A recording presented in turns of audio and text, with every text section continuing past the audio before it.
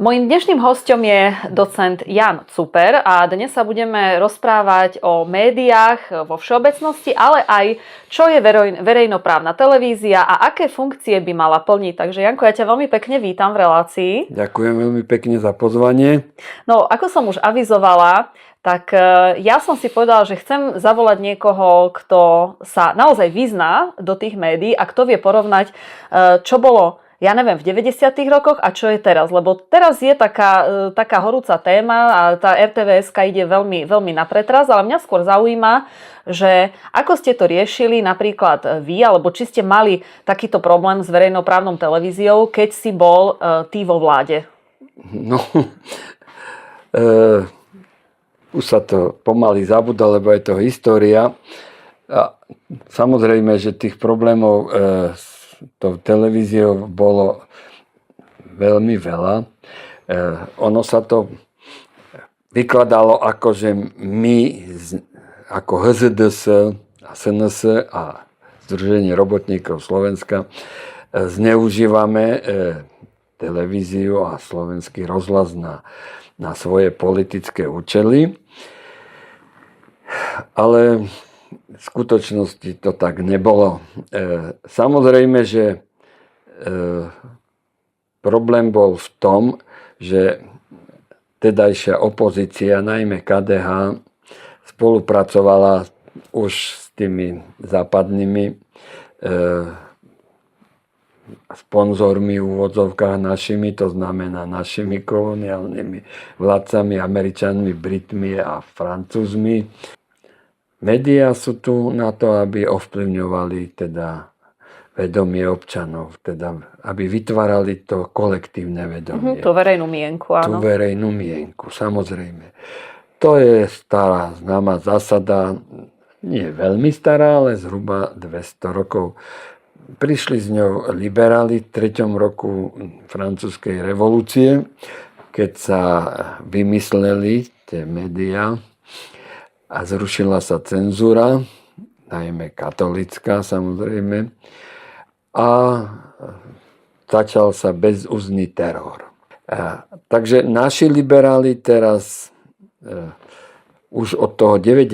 roku, pretože tu Sereš účinkoval,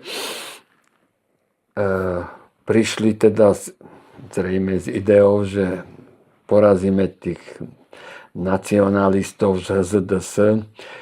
Sice Weiss nás nazval akousi juhoamerickou pravicou.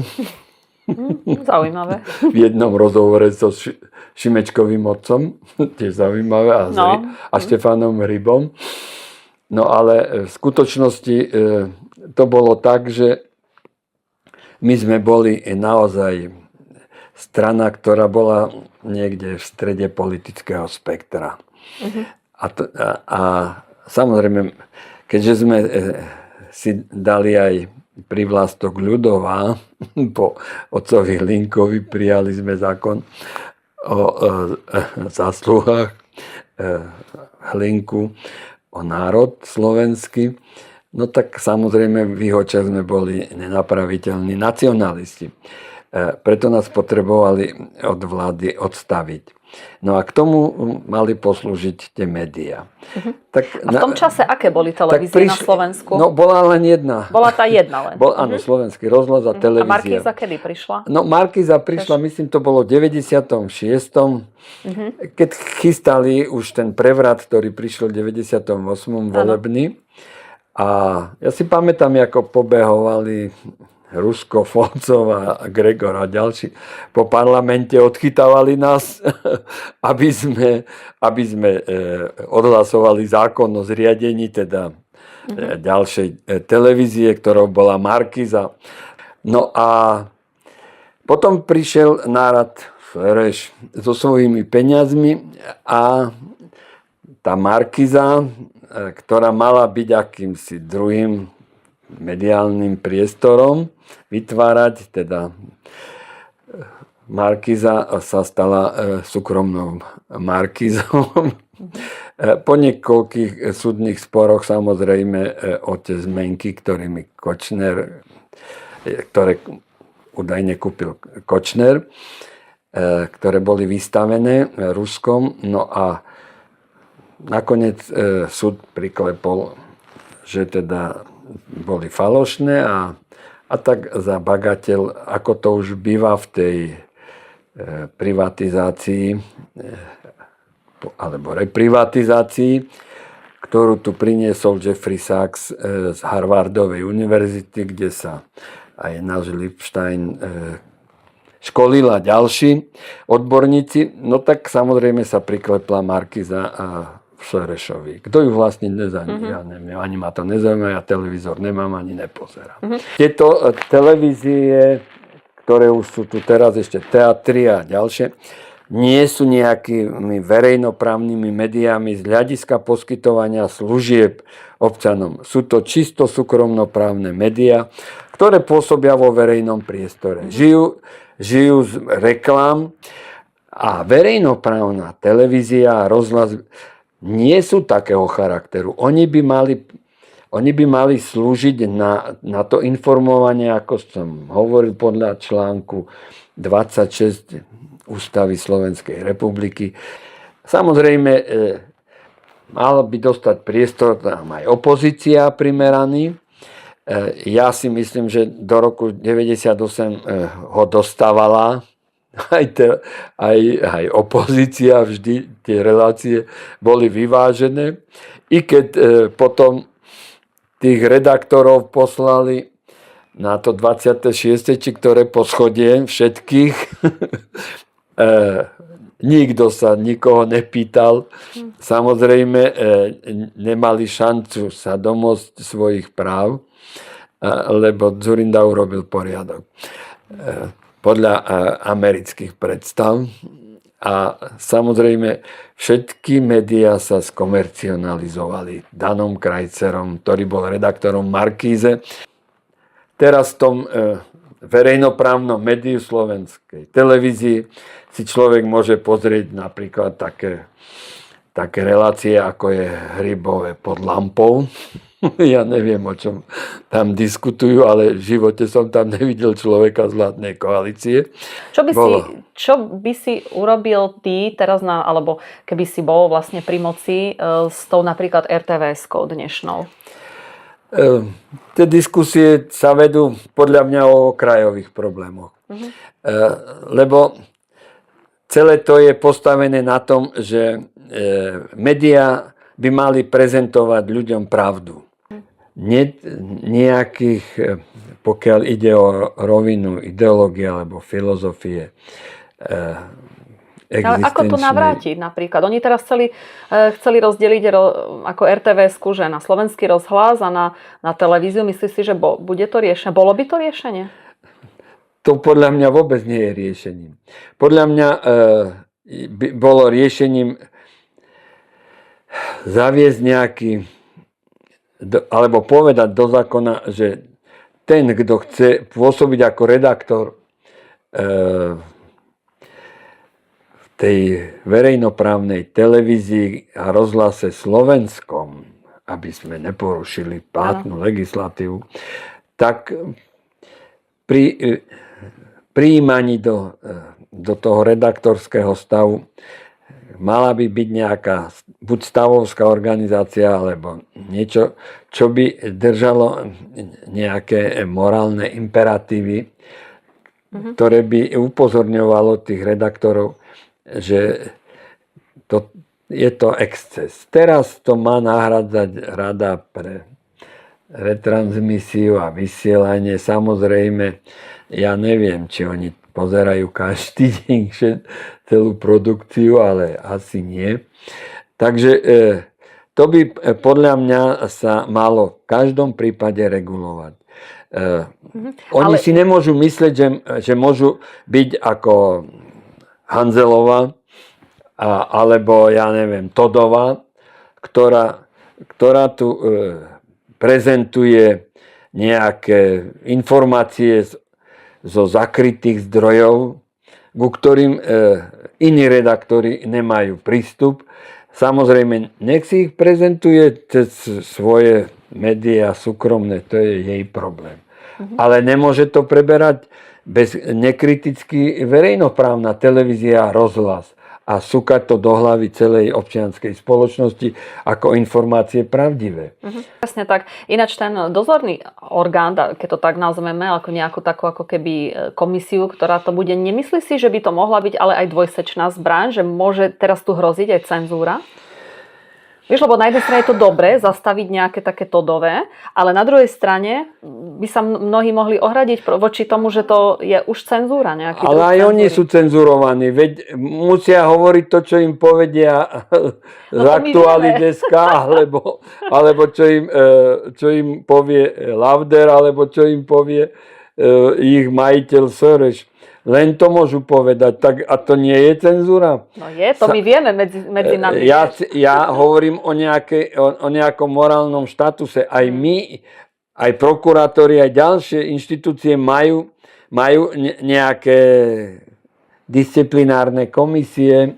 Ja sa pýtam napríklad, kto sa tu ospravedlnil Lexovi, okrem juhoafrickej tajnej služby, že ho nejakých 10 rokov, a 10 aj doteraz, rozvlačajú za skutky, ktorých ho obžalovali, teda obvinili a obžalovali, a ktoré sme na súdoch všetky vyhrali. A ešte aj na Európskom súde 3-krát, kde jasne bolo povedané, že sa mu majú ospravedlniť. Nikto sa mu neospravedlnil. Dokonca pára bol zavretý. No. Samozrejme, Krivočenko prišiel o život. Nikto sa mu neospravedlnil. Samozrejme, že nie. A ničili život. A podielala sa na tom bohužiaľ aj verejnoprávna televízia. Ja si pamätám napríklad za tých Lexových kauz boli takzvané, volali sme to Ivorové ponedeľničky. Lebo každý pondelok generál čerstvo vymenovaný Ivor referoval o stave kauz. Lebo verejnoprávne médiá to predniesli na plné ústa. Dzurinda to dal do programového vyhlásenia vlády, že všetky Lexové kauzy sú čože nonsens, aby sa programové vyhlásenie vlády týkalo jednej persony, keďže vláda spravuje spoločnosť a nie jednotlivca. Takže o tom to je, že sa tu 30 rokov zneužívala, alebo 25 rokov zneužívala verejnoprávna televízia na šírenie nepravd, bludov, nezmyselných obvinení. A nebolo sily, ktorá by to zastavila. Nech si to robia v Markize, teatri a ďalších súkromných médiách. Ale prečo my máme platiť dane týmto redaktorkám, ktoré toto všetko v tej verejnoprávnej televízii šíria? Koncesionárske poplatky, áno či nie podľa teba?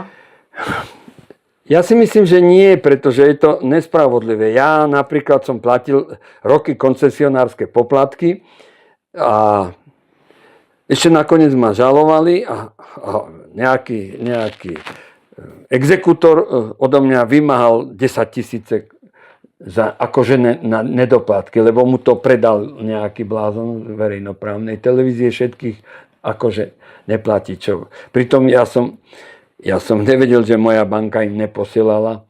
Až keď mi to oznámili, tak som išiel do banky a pozrel som sa, samozrejme, že prestali platiť. Lebo zmenili čísla, na ktoré sa posielalo.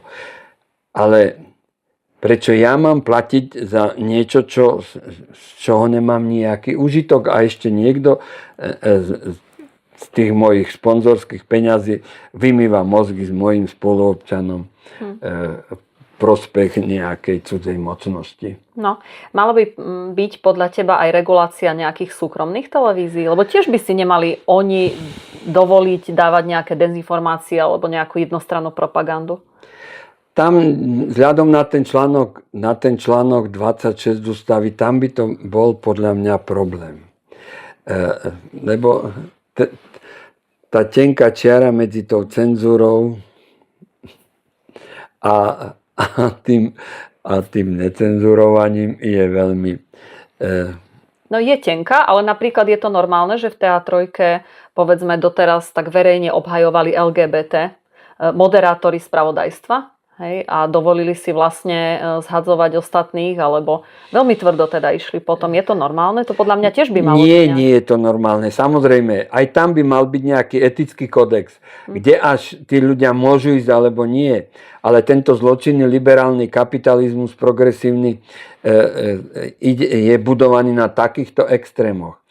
A ja veľmi silne pochybujem, že najbližších 100 rokov niekto prinúti Číňanov, Indov, Indonezánov a Malajcov, ja neviem, alebo Juhoafričanov, ale aj iných africké národy ako Keňanov, aby sa vzdali svojho štátu a povedali, že chcú nejaký neviditeľný štát, ktorý bude niekde vo Washingtone alebo v New Yorku. Pochybujem. Mali by sme sa vrátiť aj v tej televízii, keďže je to televízia slovenská. Samozrejme, mali by sa v nej propagovať tie naše hodnoty slovenské. Ja netvrdím ako len slovenské, ako teda slovenského národa, lebo máme tu aj národnosti. Prosím, ja nie som proti tomu. Samozrejme, nežijeme izolovane. Netvrdím, že sa v slovenskej televízii by nemali objavovať aj nejaké informácie pravdivé, podotýkam, o našich okolitých národoch, ale aj o národoch iných sveta. Napríklad vzdelávacie inštitúcie, to som si vo Švédsku pustil televíziu raz na hoteli a tam to tak ako vyznievalo, že je to švédska televízia, lebo tie programy boli švédske, o Švédoch. No, dnes už by som ináč veľmi pochybovala, keďže tam už je pomaly moslimská krajina, to Švédsko. Tak len niekde v Malmo, ale aj v Stockholme, ale inde na vidieku, niekde v Laponsku asi nie. No to nie. To nie. No ale tak dostávajú tých Švédov tam, kde chcú, pretože už podpísali aj do NATO a vzdali sa svojej neutrality, čo mudrí Švajčiari a Rakúšania neurobili. No. Čo by si vrátil do verejnoprávnej televízie? Aké programy? Lebo napríklad mne osobne chýbajú inscenácie niekedy, čo sme tu mali. Každý pondelok myslím, že išli. Aj chvíľky poézie a také. No to rozhodne, ja si pamätám od študentských čias, že Nová scéna, Národné divadlo, to sme absolvovali týždenne aj dvakrát, ako študenti, aj ako mladí asistenti. Lebo tých hercov sme poznali aj osobne, páčilo sa nám to. A tie inscenácie aj bežali v tej televízii. Ľudia ich mali radi, samozrejme. Potom prišli tie roky také, keď sa začali presadzovať trháky politické, že ako napríklad Sviňa. No, toto je celá katastrofa. Alebo pred ňom ešte tá... Únos bol, nie? Únos. Áno. No, samozrejme, ja o tom niečo viem, lebo som bol advokátom a bol som aj s Ivanom pred... A videl si tie filmy, hej? Áno. A to sa asi dosť ťažko sa ti pozerali. Bolo mi ľúto tých, čo ich pozerajú, lebo toľko klamstiev, ako tam bolo a ideologických nezmyslov bolo veľa, lebo pravda je niekde indej. Vy keď ste boli pri vláde, tak urobili ste nejaké radikálne zásahy do verejnoprávnej televízie? Bolo treba, alebo nie? Nie. Ja si nepamätám, že by sa nejaké radikálne zásahy do verejnoprávnych médií robili, že by sa tam nejaké pokyny dávali redaktorom, to vonkoncom nie. Riadil to Dušan Slobodník. On bol človek, ktorý mal za sebou neľahký život, pretože skončil v Gulagu na Sibíri. Tam sa naučil výborne nemecky, ja som ním chodil do OBZ vo Viedni, najprv on bol vedúci, potom ja.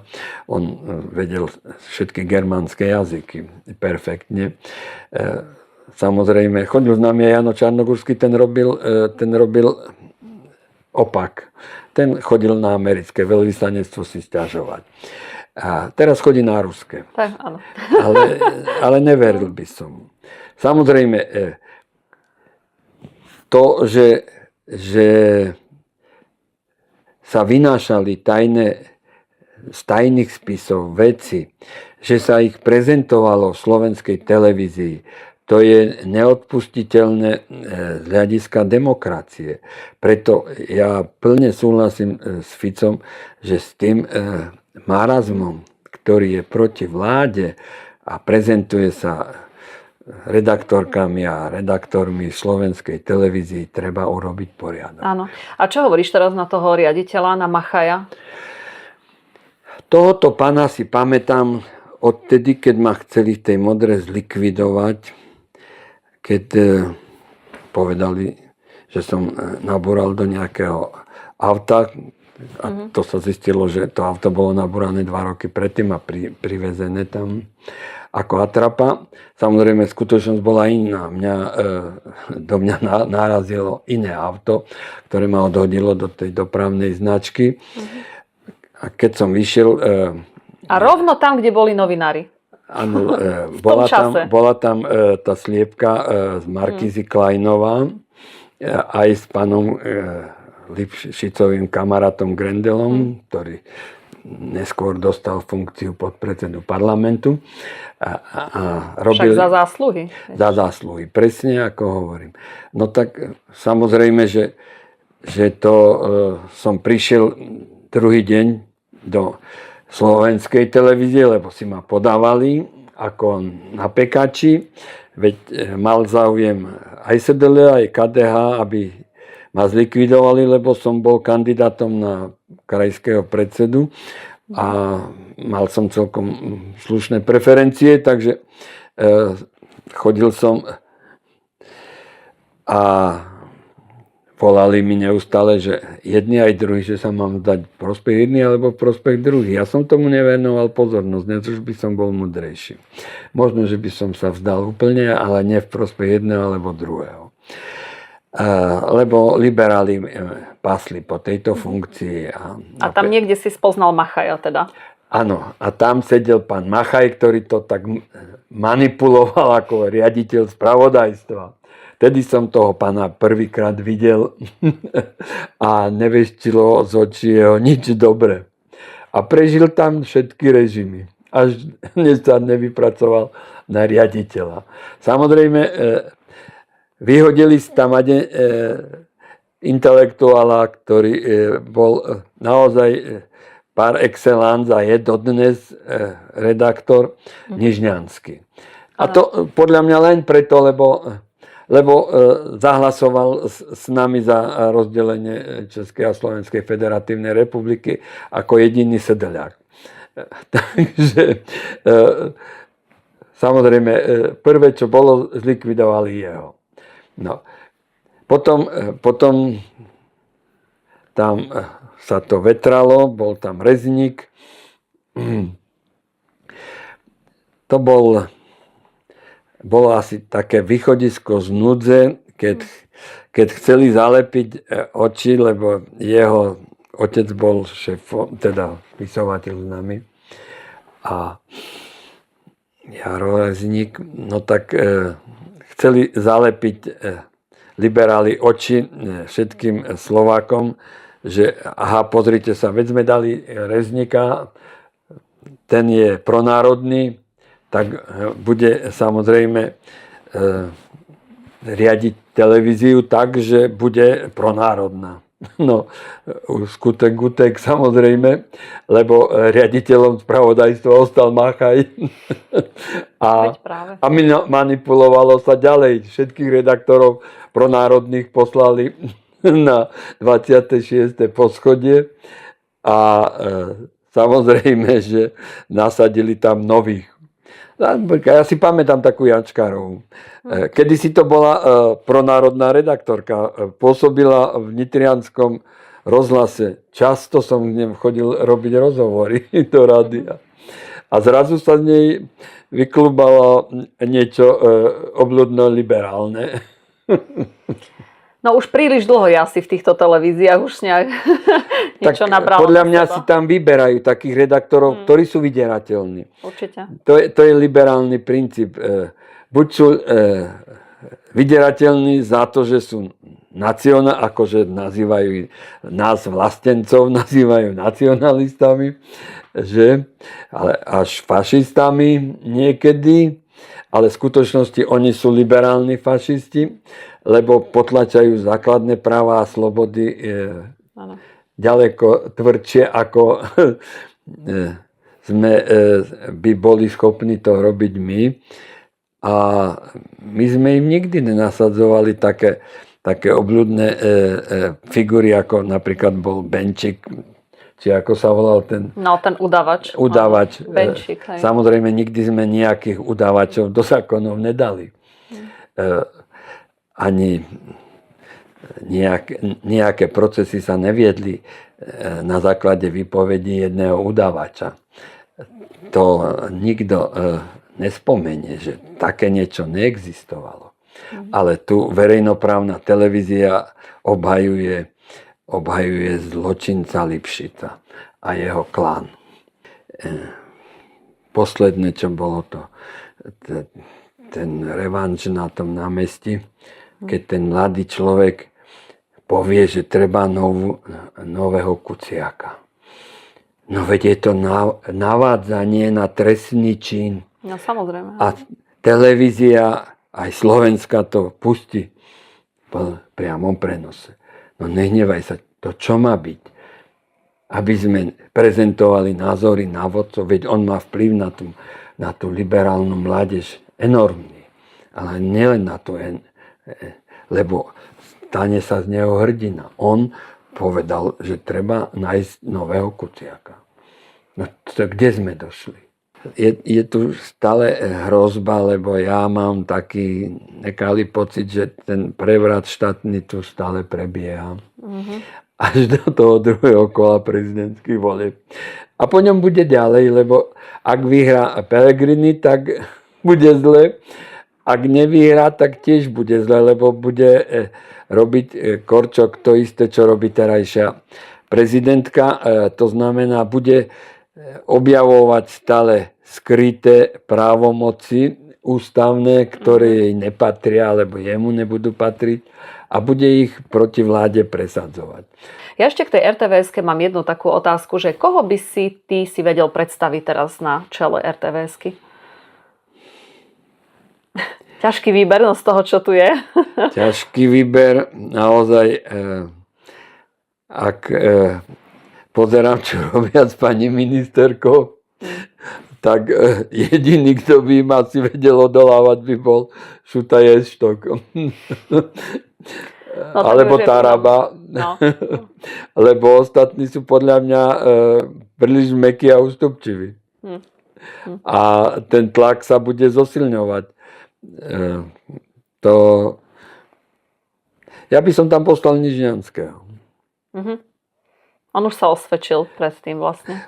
Áno, bol nestranný, je to intelektuál, publikačne stále činný.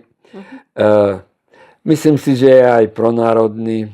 Dobre, ešte na záver takú poslednú otázku, lebo teraz je v Česku taký precedens a v podstate súd uznal, že vypínanie webov, odkedy začal ukrajinsko-ruský konflikt, tak bolo neoprávnené, pretože oni tam vypli na žiadosť premiéra Fialu, tam vypli nejaké akože dezinformačné weby a teraz tie weby vlastne vyhrali súd, že to bolo protiprávne. Tak niečo také bolo by treba u nás do našej ústavy dať, lebo my máme len cenzúra, sa zakazuje. Ale niečo rozšíriť, aby sme sa my tomu treba zvihli. Ale veď tu sú takéto spôsoby, napríklad Zomri, alebo ďalší, Benčík a ďalší, ktorí cenzurujú a sledujú. Je tu aj jeden väzeň Fuchovský. Je tu jeden aj väzeň svedomia, ktorý je zavretý. Jeden vysiela z Londýna. Takže samozrejme, že Len my všetci máme problém s tou cenzúrou. Nemajú na to právo. Pokiaľ my nepropagujeme fašizmus, nacionalizmus, extrémizmus, tak ja o ukrajinskej vojne Ukrajine mám právo hovoriť tak, ako mám právo hovoriť o ktoromkoľvek inom štáte. Pretože ja uvádzam, samozrejme, mojou povinnosťou by bolo len uvádzať fakty, ktoré sú overiteľné. A ja sa snažím často uvádzať len fakty overiteľné, buď učebníc, kníh, alebo z nejakých webov, ktorých si myslím, že sú pravdivé. A jeden z takých webov je na internete, nie jeden, je ich viacej už, kde sa jasne hovorí, prečo pán Fiala toto urobil. Nepriamo.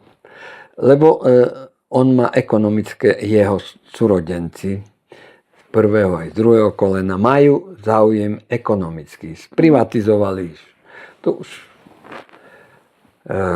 kievský mér, teda starosta Kličko, povedal, že už toho hadám aj by stačilo, koľko Fialovci to tam sprivatizovali. Ukrajina je ich záujmom, samozrejme mali tam vo Volini veľkú českú menšinu a aj tam údajne Fialovci skupujú pozemky. No a je tu ešte iný problém, že svetový štát vždy počítal ako s hlavným centrom moci v strednej Európe s Prahou alebo s Budapešťou. Bratislava nebola až tak v centre záujmu. No a teraz sa vytvára os Paríž.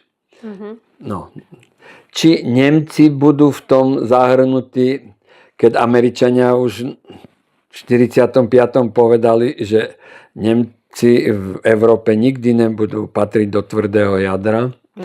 A Fico to raz povedal, že chceme patriť do tvrdého jadra, tak to stalo premiérske kreslo.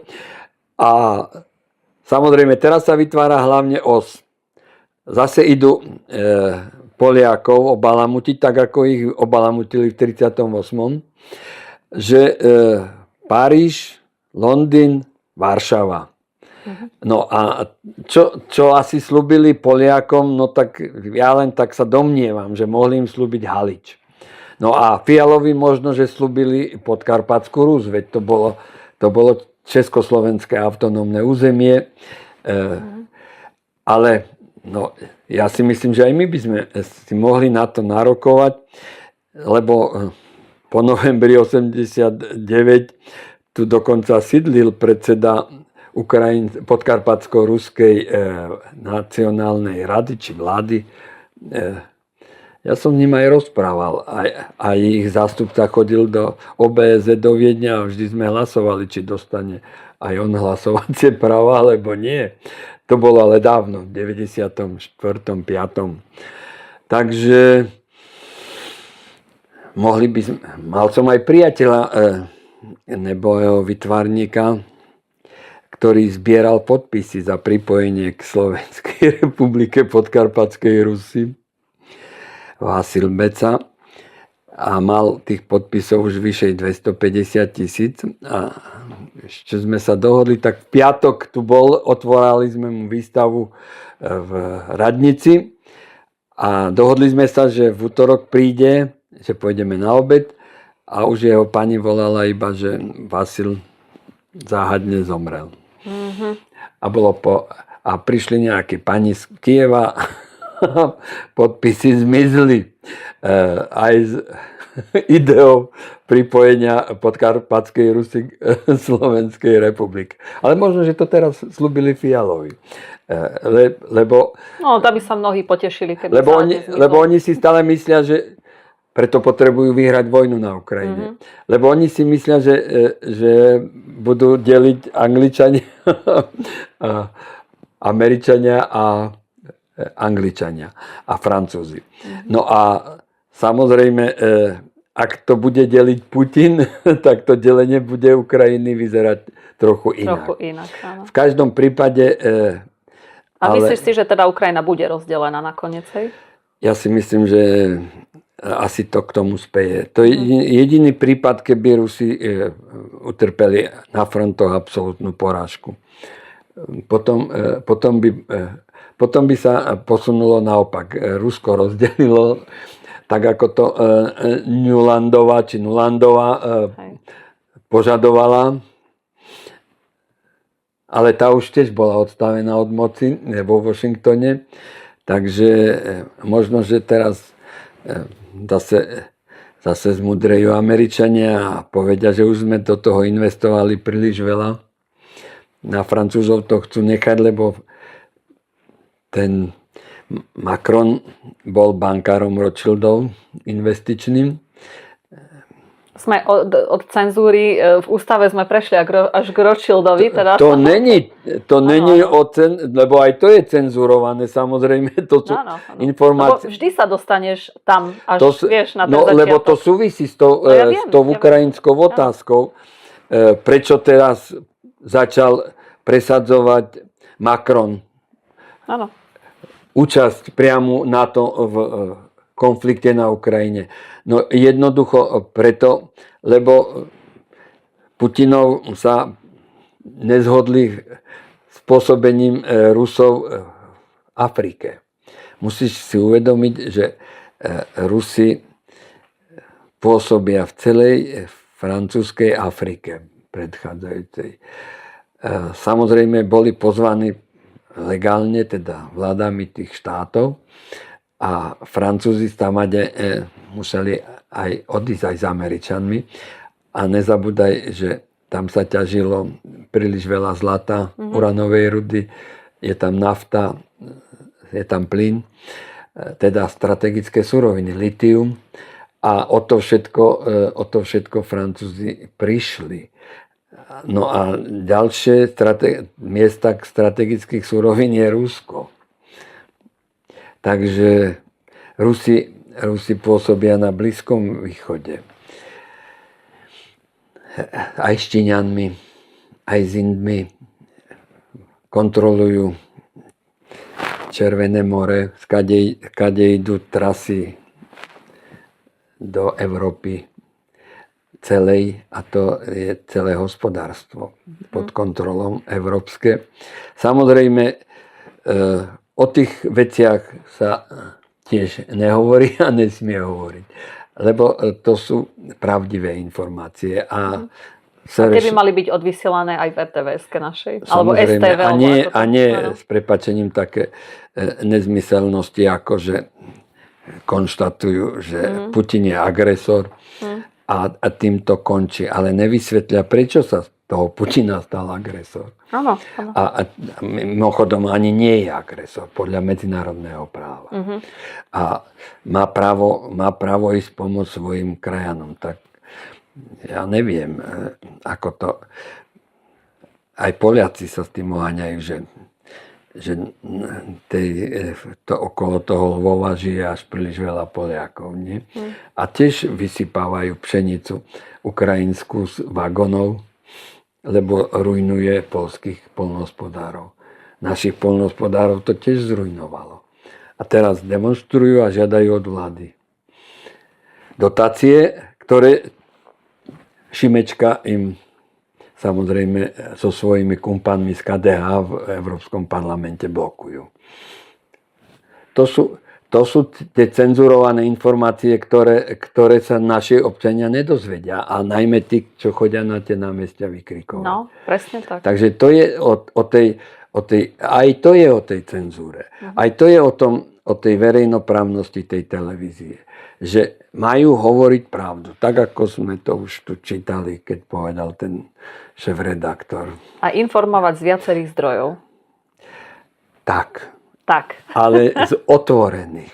Tak. Nie zo zakrytých zdrojov. Oni nemôžu informovať to, čo je v tajných spisoch, lebo nemajú lebo nemajú previerku Národného bezpečnostného úradu, tak oni to môžu urobiť. Ich sa to stíhať nebudú. Dobre, Janko, tak ja neviem, ja by som už aj teda ukončila tento rozhovor, lebo veľmi silné vety sme povedali akorát na záver, že tak by som to už aj presne ukončila, že tá RTVS-ka celkovo by mala vyzerať tak, že by mala informovať z viacerých zdrojov a veľa vecí by sa zmenilo. Aj ľudia by začali viacej veci chápať. Samozrejme. Hej. Veď kvôli tomu ma vyhodili aj z fakulty, lebo ja som študentom vždy zvykol hovoriť liberálny aj konzervatívny názor na prednáške. A mnohé filozofické teórie. Aby si sám, a povedal som im, sami si urobte názor, prečítajte si to. A ja vám ho nevnúcujem. Ale povedať im zdroje treba. Áno. Ale ja sledujem tých mojich spoluobčanov, chodím na prechádzky. Proste to je neuveriteľné. Ja im hovorím, vy máte namiesto vlastnej hlavy hlavu markízu. No, presne tak. No aspoň vidíš, ako tie médiá, oni majú moc. Vieš, oni prosto majú takúto moc. Áno, ale oni ju nemajú mať. Lebo moc, legitímna moc patrí parlamentu, vláde, prezidentovi, ministrom, prokurátorom, sudcom, a to sú štátne orgány. Tie sú nositeľmi, alebo lepšie povedané, uskutočňovateľmi. My sme iba nositelia moci. Tak. Oni majú panovať, ale nie vládnuť. Teda taká je idea, ktorú povedal už Churchill, že oni že parlament britský a kráľovna majú slúžiť, teda panovať, ale nie vládnuť. Tak, presne tak. No a toto tu súdruhovia z Markízy, z teatry a z ďalších nahradzajú vládu a robia si z nás poddaných. Snažia sa nás ovládnuť. Presne tak, ako hovoríš. Presne. Výborné slova na záver. Janko, veľmi pekne ti ďakujem za tento rozhovor. Toto bol docent Jan Super. Ďakujem aj ja za pozvanie a ak sa vám nebudú páčiť moje názory, sú to moje názory, takže ja si za nich aj zodpoviem, aj poviem, skade ich mám. Ak by prišli cenzori, alebo nedaj Bože NAKA.